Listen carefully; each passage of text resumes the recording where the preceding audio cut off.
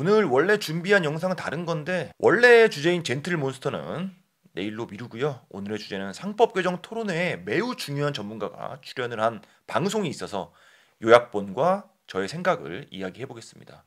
주진영 님께서 출연을 하셨고요. 1시간 12분짜리 풀 영상은 본문에 링크를 걸도록 하겠습니다. 주진영 님에 대해서 간단히 소개를 드리면 메이저 증권사에서 하나투자증권에서 대표이사를 지내신 톱 클래스 증권맨이시고 특히 불합리에 대한 타협이 없는 스타일이기 때문에 이분의 주장은 신뢰가 간다라는 겁니다. 주진영님의 뷰를 듣고 나면 상황 판단이 매우 쉬워지고 아젠다가 투명하게 파악이 된다라는 거죠. 과거 2016년 최순실 게이트 청문회 당시에 증인으로 출석을 해서 바로 앞자리에 한화그룹 총수인 김승현 회장이 앉아있는 상황에서 재벌들의 운영 방식이 조직폭력배와 같다라는 말을 하면서 대중들에게 사이다를 선사했던 적이 있고요. 강단도 강단이지만 현 상황에 대해서 냉철한 평가가 저는 매우 소중한 가치를 지닌다라고 생각을 합니다. 애초에 증인으로 채택이 된 배경도 일맥상통하는 건데 과거 삼성그룹의 부당한 승계 관련해서 모든 증권사와 기관들이 삼성이라는 권력 앞에 찬성표를 던졌던 그 당시에 하나증권의 주진영 대표만 부당승계하면서 반대표를 던졌던 이력이 있다는 겁니다. 타협은 없는 스타일이라는 것이고 그렇다고 주진영님의 모든 뷰에 제가 동의를 하는 입장은 아니지만 최소한 반드시 들어봐야 할 전문가라는 생각은 든다는 겁니다. 우리나라의 그 경제 체제 제도가 일본 제도를 가져왔잖아요. 사람들이 잘 모르는 것 중에 하나가 바로 일본의 경제 체제가 바로 주식시장, 자본시장을 억제를 하는 제도였어요. 그거를 그대로 우리나라도 갖고 왔는데 일본과 다른 것은 뭐냐면 일본은 전후에 재벌을 해체를 하면서 개인이 컨트롤하는 시스템을 없앴단 말이죠. 한국은 없던 것도 새로 만들어서 전전에 2차 대전 전에 일본이 그 군수산업 발전하던 그 방식을 도리어 차용을 해왔기 때문에 이것은 어떻게 보면 우리나라의 전체적인 금융 체제를 바꾸겠다라는 생각, 거기에 배경이 되는 그 사상적인 그 이유 이런 것들까지 다 건드리지도 않고, 그러니까 뭐 코리아 디스카운트라는 것은 일종의 이제 증상인 거예요, 병으로 치면. 예. 그 병은 증상을 갖고 얘기를 하면 안 되고 증상의 원인을 갖고 얘기를 해야 되는 거죠. 주제인 상법 개정이라는 것도 결국은 그러한 그 구조를 개혁하기 위한 첫 단계에 해당되는 것인데, 근데 이것은 우리나라가 그 30년, 40년 동안 말만 하면서 해결 못하고 있는 재벌기업과 단단하게 물려있는 거라서 그 말을 할 거면 그것의 실제적인 정치적인 의미는 재벌개혁을 열심히 하겠다는 말과 같은 거예요. 예. 근데 막상 재벌개혁을 하겠다는 말들은 잘 안 해요. 그러면 약간 이게 아기가 안 맞는 것이 있죠. 예. 그래서 과연 저것이 얼마만큼 제도적인 개혁을 통한 장기적인 시장 여건과 발전을 이루는데 도움이 될 수 있는 것을 할 수 있을지는 그건 아직 두고 봐야 된다. 서구의 법에서는 어떻게 되냐면 이제 이사의 fiduciary duty, 그 선량한 관리자의 의무를 회사와 주주에 대한 의무라고 적극적으로 해석을 하고, 네. 특히 이해상충이 있어서 일부 주주가 다른 주주를 상대로 돈을 편취하는 것은 안 된다라는 네. 걸로 해석을 하는데 한국의 이 고명한 그 판사님들은 네. 그거는 아닌데 라고 말하자면 판례를 만들어 준 예, 거예요. 그러니까 같은 조항을 갖고도 어떤 해석을 하느냐에 있어서 굉장히 의미가 다른데 그렇죠. 한국의 판사들은 그것을 굉장히 그 재벌 총수들한테 유리한 식으로 해왔던 거죠. 네. 그러니까 이제 IMF 위기가 터지고 나서 IMF 쪽에서 아니 이렇게 나쁜 짓들을 많이 했는데 니네들은 왜 이 사람들에 대한 책임을 묻지를 않느냐, 법을 좀 개정을 해라라고 해서 굳이 그 원래 있던 그 선량한 관리자로서의 의무라는 조항 말고 충실 의무라는 표현을 굳이 넣어서 조항을 하나 더 넣었어요. 네. 그랬더니 이번엔 이제 한 10년이 지나서 가장 크게 터졌던 것은 뭐였냐면 이제 에버랜드에서 전환사채를 전환가를 주식으로 전하는 가격을 엄청 싸게 발행을 했는데 나머지 주주들은 아무도 안 사고 이재용만 홀랑 산 거죠. 그걸 갖고 이제 소송이 붙었더니 대법원에 가가지고서는 그 이사회는 그 회사에만 신경을 쓰면 되지 다른 주주가 손해보는 것은 신경 쓸 필요가 없어라고 해결을 한 거예요. 네. 그래가지고 사람들이 뻥 떴죠. 아니 저렇게까지 도와주고 싶으신가 보다. 네. 근데 문제는 그러니까 법 조항을 만들어도 그것을 최대한으로 협소하게 해석을 해버릇하는 우리나라의 이제 판사들이 있으니까 그래서 이제 그때부터 경제개혁을 원하는 사람들은 이거를 바꿔야 되는데, 그러면 또 조항을 또 한 번 바꿔야 되네. 근데 이제 IMF 위기도 아니니까 이게 말하자면은 모멘텀이 안 붙었던 거죠. 예. 그리고 해봤자 국회에 갖고 가면 여야 막론하고 국회의원들이 뒤에서 숙적숙적 해가지고서는 상정도 안 시킬 거라고 뻔히 아니까 아예 얘기를 안 했던 거예요. 네. 그랬는데 이 과정에서 제가 지금 이 소개를 해드리려고 갖고 왔는데 이상훈이라고 하는 경북대 법대 그 교수 하시는 분이 이사회 주주에 대한 충실 의무라는 책을 갖다 최근에 자기가 썼던 책을 예. 냈습니다. 근데 이분이 이 문제를 해결하려면 저렇게까지 판사들이 재벌 총수를 도와줄 거면 아예 법 조항에다가 구체적으로 이사회는 회사의 이익에 충실해야 된다는 말 플러스 주주의 이익에도 충실하자는 말을 굳이 넣어야겠다. 예. 이거 안 넣으면 이 사람들이 죽어도 안 바꿀 거니까 라는 얘기를 했던 거예요. 그랬더니 이제 법계에서 맨날 하는 소리는 그거 원래 다른 나라는 없는 조항인데 뭐 이따위 소리 하면서 결국은 법이라는 것은 정의를 위한 것이고 정의라는 것은 공평한 법 이익을 보호하기 위해서 하는 것인데 이렇게 일반 주주들이 맨날 돈을 강탈당하는 현실 자체를 어떻게 개선할 건지에 대한 논의는 안 한 채 예. 맨날 형식 논리만 갖고 이것은 이렇고 저렇고 저렇고 이러고 있었던 거거든요. 예. 그러니까 이상훈 선생도 말은 하지만 이게 정치적으로 얼마나 해결이 가능할까에 대해서는 본인도 희망이 이렇게 크진 않았고 그랬는데 저번 기 국회에서 이용우 의원이 그러니까 이것을 그 법안으로 낸 거예요. 박주민 의원도 냈고 예. 비슷하게. 지난 회기에서 이것이 법사위에서 논의도 안 된 채 그냥 자동 폐기가 됐어요. 네. 관심을 안 보여서 여야 할 것 없이. 네. 그랬는데 재밌는 것은 윤석열 대통령이 취임하고 나서 24년 말인가에 이 얘기를 갑자기 꺼낸 거예요. 예. 그래서 소위 말하는 그 당시에 밸류어 뭐 이런 소리를 할 때 그랬더니 거기에 이제 덧붙여가지고서 한동훈 그 당시 대표 법무부 장관이죠. 법무부 장관과 그 금융감독원 이복현 씨가 또 적극적으로 나온 거예요. 예.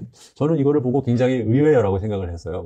그래서 제가 이용호 의원한테 물어봤어요. 이 사람들이 왜 거기에 대해서 처음에는 호의적인 반응을 했느냐고 물어봤더니 이분들이 특수부 검사 출신이잖아요. 네. 옛날에 재벌 총수를 그 배임으로 형사 기소를 했는데 맨날 끝에 가서 재판 가면은 판사들이 이거는 경영 판단에 의한 걸로라서 그 주주에 대한 손해를 봐도 괜찮다라는 식으로 해서 풀어주니까 이제 약이 올랐던 거죠. 그러니까 이 조항을 바꿔야만 검사들도 뭘 해도 의미가 있겠다라는 생각을 했던 네. 거죠. 그래서 이제 말하자면은 특수부 검사 출신들은 이 조항의 그 중요성을 이해를 하고 조금 운을 띄우다가 재계에서 반대를 하니까 또 쑥 들어간 거죠. 그랬는데 갑자기 이제 이 양반이 12.3으로 갑자기 이제 발광을 하면서 얘기가 갑자기 타이밍상 네. 만약에 윤석열 정부가 그대로 임기를 5년을 갔으면 제가 보기에는 민주당도 이걸 그렇게 열심히 안 했을 거예요. 예. 그랬는데 윤석열 정부 쪽에서 조금 받는 신용을 하니까 원래 민주당은 원래 자기가 정권을 잡았을 때는 굉장히 조심스럽지만 정권을 안 잡았을 때는 막 던지잖아요. 그러니까 막 던진 거야. 이거를 하자. 예. 그랬는데 이분이 12.3 사태를 거치면서 이제 물러나게 되니까 민주당으로서는 한 말이 있잖아요. 그러니까 대선까지 모멘텀이 붙은 거죠. 그래가지고 이것이 굉장히 중요한 이슈가 되었고 22대 이제 국회에서 이제 제대로 이제 통과가 될 지금 단계가 있는데 지금 보면 민주당에서도 지금 이소영 의원이 좀 설명을 좀 해주시면 좋겠지만 그 안에서 뭔가 우리 국민들한테는 안 알리는데 자기들끼리 뭔가 얘기를 하고 있는 것 같아요. 근데 네. 할까 말까 갖고 아마 재계에서는 엄청난 로비를 하고 있을 것이고 민주당 안에서도 은근한 그 알력들이 있을 텐데 결국은 뭐 통과되는 날까지는 어떻게 될지 밖에서 보는 저희로서는 알 수가 없습니다. 그러니까 이제 요거는 당내에서 이견도 없고 얘기하다 보니까 정말 필요하고 민주당의 방향성하고도 너무 잘 맞는 거고 저쪽에서도 심지어 하겠다라고 한 적이 있으니까 우리가 명분도 있고 예. 그래서 이거는 추진하자라고 해서 이제 동력을 받았던 거고요. 그래서 시작이 된 건데 그럼 지금 상황은 어떠한 상황인 거냐? 제가 자신 있게 말씀드리면은 충실 의무를 주주로 확대하는 요 조항과 관련해서는 지금 당내 이견이 없고 이견을 제기할 수 있는 시점이 아닙니다. 일단 현재 분위기 자체가 이견이 없고요. 만약에 이제 와서 어떤 재벌 반대 이런 거를 핑계로 해서 이걸 안 한다고 하면은 저는 정말 머리 깎고 단식할 생각이고 그래서 저 정도의 사활을 걸고 있는 사람들이 꽤 많거든요. 지금 민주당 안에. 실제로 금요일 날 김병기 원내대표가 선출되고 나서 첫 번째 일성이 상법 개정이 첫 번째다. 1순위로 그건 할 거다라고 얘기했기 때문에 그거는 의심하실 필요는 없다고 생각하고 제 전망으로는 2주 안에는 본회의 통과 2, 3주 예. 할 것 같습니다. 근데 이제 충실 의무 말고 나머지 집중 투표제니 무슨 감사위원을 별도 선임하니 이런 이제 추가적인 조항들이 있는데 그거는 지난번에 본회의 통과한 내용이 아니었기 때문에 이거는 논의를 다시 소위에서 해야 되거든요. 예. 그러니까 요거는 이제 시간이 조금 걸릴 수도 있겠죠. 예. 별개로 추진할 건가요? 혹시라도 뭐 변수가 생기면 안 되니까 핵심 안건부터 일단 통과를 시키고 예. 요 세 가지는 뭐 다음 달이든 다다음 달이든 조금 더 논의해서 통과시키는 게 좋지 않냐는 생각입니다. 근데 충실 의무 자체에 대한 논의는 이견이 없습니다. 예. 어떤 변수를 걱정하세요? 아니 뭐 갑자기 그 사이에 뭐 단어를 얘기하기는 좀 그렇지만 어쨌든 중요한 거는 확실하게 빠르게 하는 게 뭐 가장 그렇죠. 좋은 거니까요. 이것이 설사 통과되더라도 음. 또 모르죠. 법원에서 뭐 네. 적절한 뭐 절차를 통해서 했기 때문에 네. 충분히 소위 말하면 이제 형식적인 과정을 거쳐서 주주에 충실하려고 하는 신용만 해도 충분하다는 쪽으로 판결을 내면 또 만사휴위가 되는 네, 거거든요. 네. 그래서 이것은 진일보지만 그것이 얼마만큼 효과가 있는지는 우리나라의 그동안의 그 징그러운 그 저항 세력의 힘이라는 것에 얼마만큼 효과를 볼지는 두고 봐야 돼요. 네. 맞아요. 이 부분 이제 법원의 영역이니까 사실 손을 대기 좀 어렵고. 그럼 이제 과거에 돈 있는 사람 음. 편에 들어서 판결을 하던 사람들과 그 사람들의 후배들이 지금 다 앉아 있는데 예. 갑자기 바꾸겠습니까? 그 네. 사람들이? 예. 법적으로 이게 어떻게 펼쳐질 거냐 하는 문제도 문제지만 이거 자체의 상징적이고 선언적인 의미도 좀 무시할 수 없다고 생각해요. 왜냐면 아니, 아까 물론 지금 우리가 이게 사람들이 워낙 기대를 지금 많이 해서 네. 그 기대를 조금 좀 줄여주는. 안정시키는 틀에서 말을 하지만 네. 이 법안의 개정 자체는 엄청난 의미를 갖는 거죠. 그렇죠. 우리나라 사법개혁과 관련이 되는 거라서 그러니까 우리나라 제도를 잘 보시면 말이 그러니까 삼권 분립이지만 그 판사들이 이제 관료화돼 있잖아요. 네. 그다음에 이제 자기네들끼리 이제 해먹는 좀 이제 귀족화돼 있어서 이거는 이제 헌법으로 풀 수 있는 그러니까 법원에 관련된 개혁과 연결이 돼 있어요. 네. 지금과 같은 우리나라 법원의 운영 방식으로는 효과일 가능성도 있습니다. 상법 개정이 된다라고 해도 효과에 대해서는 여전히 의문이 남는 부분이고 특히 사법부의 상태가 너무 안 좋다라는 거죠. 저는 한국 시장의 상황이 과거랑은 많이 달라진 부분이 있고 이 부분이 매우 큰 변수로 작용할 수가 있다라고 생각을 합니다. 바로 사모펀드라는 변수입니다. 재벌이 무시할 수 없는 세력으로 성장을 했다라는 것이고 재벌만 정치권 혹은 사법부의 로비력을 갖고 있는 게 아니기 때문에 상법 개정으로 무게 중심만 조금 달라진다면 과거와는 상황이 매우 달라질 수 있다라고 생각을 합니다. 그렇다고 사모펀드가 구세주라는 뜻은 아니고요. 재벌이나 사모펀드나 둘 다 각자의 이익을 추구하는 입장인 것이고 즉 상법 개정을 막는 쪽이 재벌이라면 상법 개정으로 인해서 재벌의 경영권 독식 구조의 판을 뒤집으려는 쪽이 바로 사모펀드이기도 하기 때문에 견제 세력의 등장으로 해석할 수가 있다는 겁니다. 재벌 입장에서도 정부나 국민들이나 사법부는 어려운 상대가 아니었을 수도 있습니다. 그러나 기업 사냥꾼의 모습을 한 사모펀드는 충분히 위협적인 존재가 될 수가 있고 저는 상성상 재벌이 결코 유리하지 않다라고 생각을 합니다. 문 앞의 야만인들이라는 책을 보면 1980년대에 오레오 쿠키 등으로 유명한 나비스코라는 회사의 경영권을 둘러싼 사모펀드와 기업가의 치열한 내막을 다루고 있습니다. 미국 시장에서는 이미 1980년대에 사모펀드랑 기업 간의 주도권 싸움 혹은 주도권 교체의 시기가 존재했었다는 겁니다.